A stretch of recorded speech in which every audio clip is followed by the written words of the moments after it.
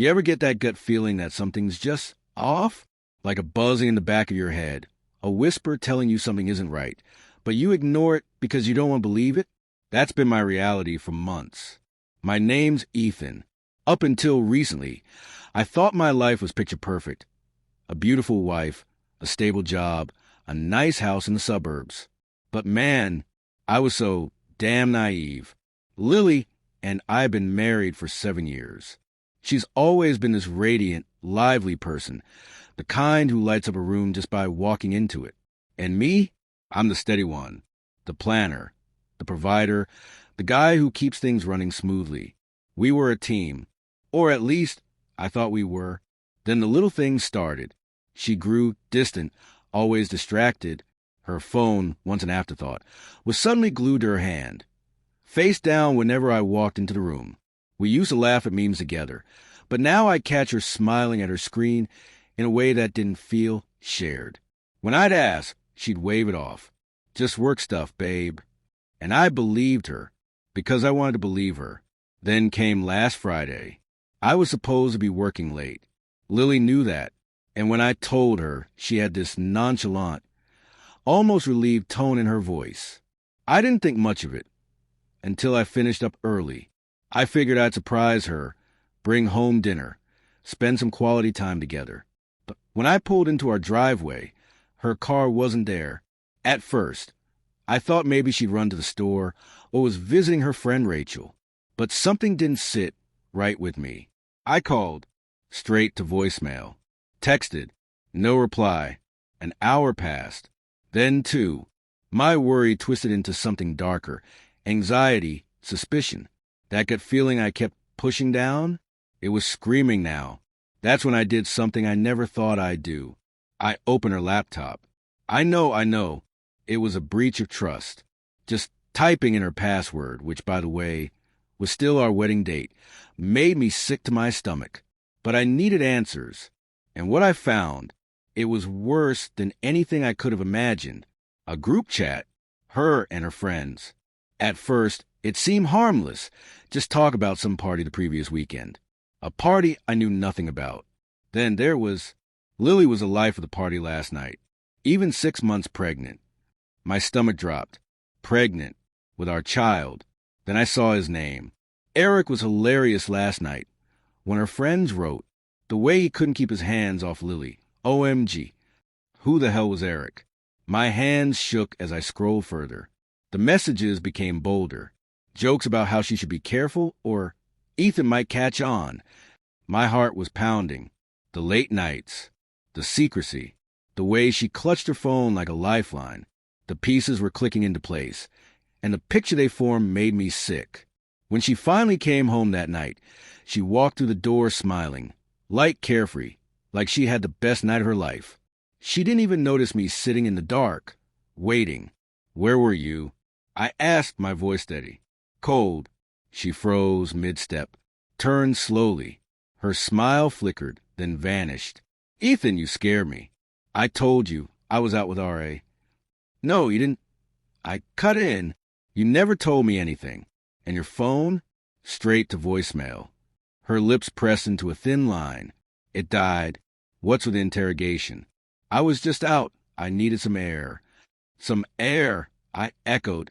My voice was rising. Lily, you're 6 months pregnant. What kind of fresh air keeps you gone for hours, unreachable, and lie to my face? She rolled her eyes. That little dismissive gesture she'd picked up recently.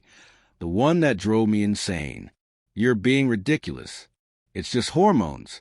I needed space. Did Eric give you that space? The words tore out of me before I could stop them. Her face drained of color. She blinked, rapid and nervous. What are you talking about? Don't play dumb. I snapped. I saw the messages, Lily. The party. Your friends laughing about you and Eric. Who is he? For a second, I thought she'd break. Maybe even tell me the truth. But instead, she turned defensive. You went through my stuff? Are you serious right now? That a violation, Ethan. You don't trust me? You're accusing me of cheating while I'm pregnant? You've lost it. I laughed. A bitter, humorless sound. No, Lily, you lost it. The late nights, the secrecy, letting some guy get close to you while carrying my child. And now, you're trying to gaslight me into thinking I'm crazy. Gaslighting, she shrieked. Do you even hear yourself? You're making baseless accusations over some jokes my friends made. My God, Ethan, you're paranoid. I'm not paranoid, Lily, I said, shaking my head. I'm done. Done ignoring the red flags. Done pretending I don't see it. I inhaled sharply, exhaled.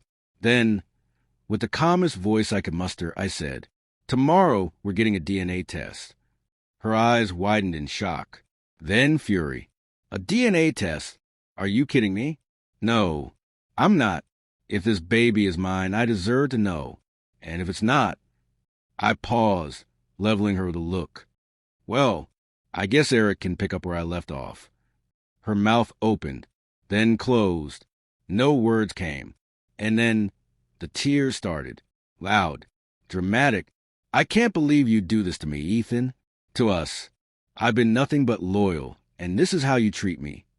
Accusing me of cheating while I'm pregnant? What kind of man are you? It was a hell of a performance. Oscar-worthy, even, but I wasn't buying it. Not this time. Cry all you want, Lily, but we're getting that test. She stormed past me, slamming the bedroom door so hard the walls shook. I stood there, heart racing, mind spinning. I wanted to believe her. To believe her tears meant she was innocent, but the evidence was too damning. The cracks in our marriage too wide to ignore. That night, I slept on the couch, staring at the ceiling, wondering how the hell we got here. Morning came heavy. The air in the house was suffocatingly tense. Neither of us spoke. When I grabbed the car keys and said, let's go, she followed without protest. The clinic was cold, sterile, the kind of place where secrets get exposed and lives get ripped apart. The test was simple. A cheek swab for me, one for Lily. Papers signed with hands that barely stopped shaking. The drive home was silent. I gripped the wheel, my mind racing. How had I missed the signs for so long? Every laugh she shared with her friends, every late night, every excuse, it all replayed in my head, more sinister with each passing second. When we got home, she went straight to the bedroom and shut the door. I stood there for a long time, staring at the closed door. Just 6 months ago, we were picking out baby names. We were arguing over nursery colors. It seemed trivial, but deep down, we both knew it wasn't about that. We were on the brink of collapse. Still, I didn't follow her when she stormed off. Instead, I grabbed a beer from the fridge, sank onto the couch, and stared at the blank TV screen. The house felt too quiet, like it was holding its breath, waiting for the inevitable explosion. By morning, Lily had adopted a cold indifference, as if daring me to break first. When will the results come back? She asked over coffee, her tone casual, too casual. A few days, I replied, not bothering to meet her gaze. Maybe a week. Good. She set her mug down a little too hard. Because I'm tired you treating me like the villain in your paranoid little story. I didn't respond. Couldn't. The anger sat heavy on my chest, making it hard to breathe. For the next few days, I existed in a daze, obsessively checking my email for updates, distracting myself with work or mindless TV. But no matter what I did, my thoughts circled back to one thing. The baby. Was it mine? If it wasn't, what then? Could I even stay in this house, knowing she betrayed me in the worst way possible? And if it was mine, could I forgive her for putting me through this? The waiting was torture. Every time Lily spoke, her voice grated on me, every word sounding like a lie. Yet she acted like nothing had changed, moving through her days with forced normalcy. But I saw the cracks. Her glances were shorter, her smiles rarer. Her phone, always within arm's reach, was guarded more than ever. One night, I found her at the kitchen table, hunched over her laptop. She didn't hear me come in. But the second she noticed me, she quickly minimized the window. What are you doing? I asked, leaning against the doorway. Nothing, she said too quickly. Just emails. Work stuff. Right. I said, my voice thick with disbelief. She didn't argue, just shut the laptop and brushed past me. the scent of her perfume lingering in the air. Once, it had been comforting. Now, it only reminded me of the growing distance between us. That night, I couldn't sleep. Every time I closed my eyes, I saw her at that party, laughing, carefree, while some faceless man, Eric, hovered in the background. I wanted to confront her. Again, demand answers. But I knew it wouldn't matter. She'd deny everything, twist my words, make me feel like the villain. I couldn't let that happen again. Then, finally, after what felt like an eternity, the email arrived. Your DNA test results are ready. My heart stopped, hands shaking. I clicked it open, scanning the lines of text until I found it. 0% probability of paternity. The words blurred on the screen. The baby wasn't mine. Our baby wasn't mine. Every emotion I'd been suppressing hit me like a freight train. Anger, betrayal, heartbreak, relief. All tangled together in a storm I couldn't control. I sat there for what felt like hours, staring at those cold, clinical words. The baby wasn't mine. That should have been the end of it, right? Pack my bags, walk away, let her deal with the mess she created. But as I sat there, a darker thought crept in. Walking away wasn't enough. She had lied to me, betrayed me, shattered the life we were building together. She needed to feel the weight of what she had done. She needed to pay. The words 0% probability of paternity burned into my mind. I couldn't unsee them. Couldn't unfeel the crushing weight of betrayal. But with every passing second, the numbness sharpened into something else. Something potent. Rage. I wasn't just going to walk away and let her off the hook. No, she was going to pay for every single lie, every deceitful smile, every stolen moment of my life. But I had to be smart, precise. So I didn't tell Lily about the results. Not yet. Instead, I watched her, studied her.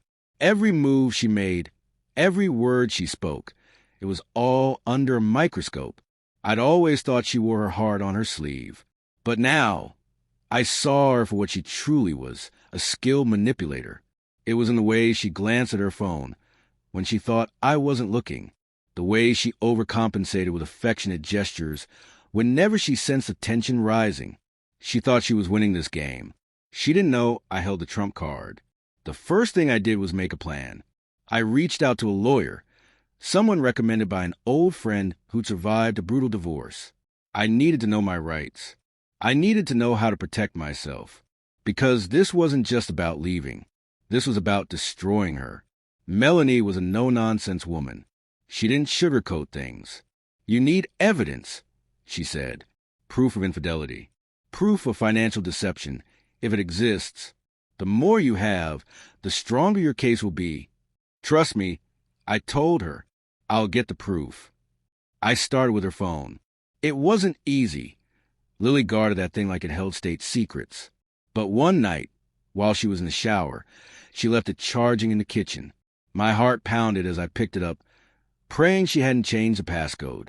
She hadn't. Still our anniversary. The messages were there, buried under work emails and group chats with her friends. One name appeared over and over, Eric. Their conversations weren't overtly explicit. She wasn't that stupid. But the undertones were unmistakable, flirting inside jokes, plans to meet up. And then the nail in the coffin, a selfie she had sent him. She was wearing a dress I had never seen before. The caption read, "Can't wait to see you tonight. Don't keep me waiting too long, winky face." I took screenshots of everything and emailed them to myself. But I wasn't done. I needed more. The next day, while Lily was out running errands, I set up discreet cameras around the house. One in the living room, one in the bedroom, one near the front door. If she was foolish enough to bring him here, I wanted it on record. I also hired a private investigator, someone Melanie recommended. "I'll get everything you need," he assured me. Then I waited. It didn't take long. 2 days later, while I was working late, the PI sent me a text. There at the Oakwood Hotel. Room 217. Got photos. My stomach twisted as I opened the attachment. There she was, walking into the hotel lobby, hand in hand with Eric. She looked happy, carefree, like she didn't have a husband waiting at home. I didn't cry. I didn't rage. I just stared at the picture, feeling something inside me harden. This wasn't about love anymore. This was about justice. That night, Lily came home and kissed me on the cheek like nothing had happened. "How was your day?" she asked, her voice sickly sweet. "Busy," I said, forcing a smile. "Yours?" "Same old," she replied, heading to the kitchen. I watched her, thinking about the photos, the texts, the lies. How long had she been doing this? How many times had she come home to me after being with him, acting like everything was fine? I clenched my fists. Not much longer, Lily. Over the next few days, I gathered everything I needed: bank statements showing questionable transactions, photos from the PI, texts, emails. By the end of the week, I had a stack of evidence so damning that even Lily's best lies wouldn't save her. But I didn't confront her. Not yet. I wanted my revenge to be clean, devastating, inescapable. So I played the part of the oblivious husband, bided my time. Then the opportunity came. One morning, she casually mentioned she'd be meeting her friends after work. I knew what that meant. The PI confirmed it later. Another rendezvous with Eric, this time at a restaurant downtown. I didn't text her. I didn't call. I just got dressed, grabbed my folder of evidence, and headed out. But I wasn't going to the restaurant. I was going to see Eric's wife. That evening, when I came home, Lily was in the living room, scrolling through her phone like nothing was wrong. She barely looked up when I walked in. For a moment, I wondered, how had I been so blind? "Lily," I said, my voice calm but cold, "we need to talk." She sighed, setting her phone down with exaggerated annoyance. "Oh, God, what now, Ethan? Are you still on about that stupid DNA test? I thought we were past this." I walked over to the coffee table and set down a manila envelope. "We're not past anything," I said, sitting across from her. "Open it." Her eyes narrowed. "What is this?" "Proof," I said simply.